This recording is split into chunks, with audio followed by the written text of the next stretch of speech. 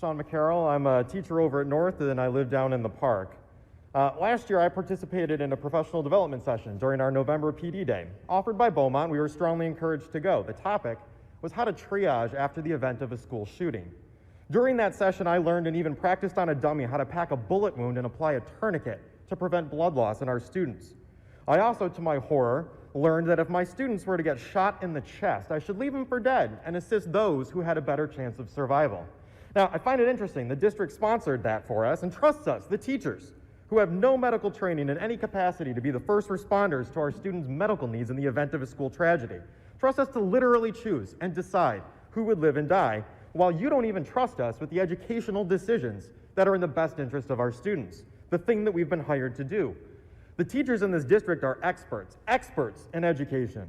We've been highly trained through advanced degrees and years of experience to make the best educational decisions for our students. I have 10 years of experience, 2 postgraduate degrees in education. I'm a licensed K-12 administrator and a district-level department chair. I'm more qualified to make educational decisions for our students, except for one person.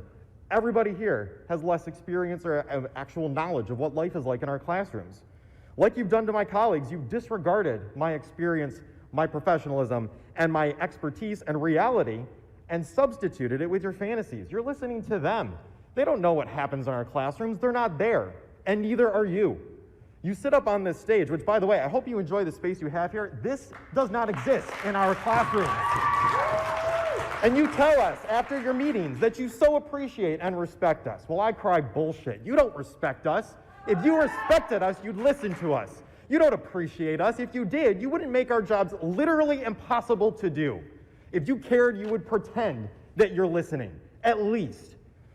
I sent you an email months ago expressing my concern about our full face-to-face return, and I didn't get a single response from any of you, not one, not even a message received. I helped get many of you elected to this board, and you couldn't even be bothered to hit reply.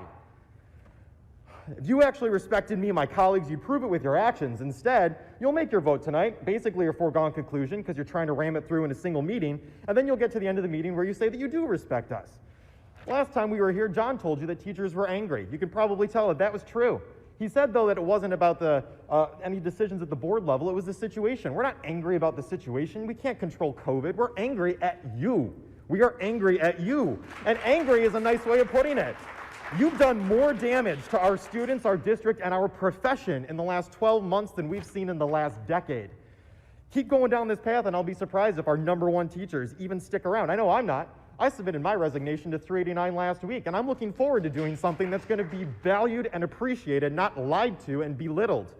Listen to your teachers. We're #1 in spite of this board, not because of it. If you trust us to plug a bullet wound, you should trust us with this. That's 3 minutes.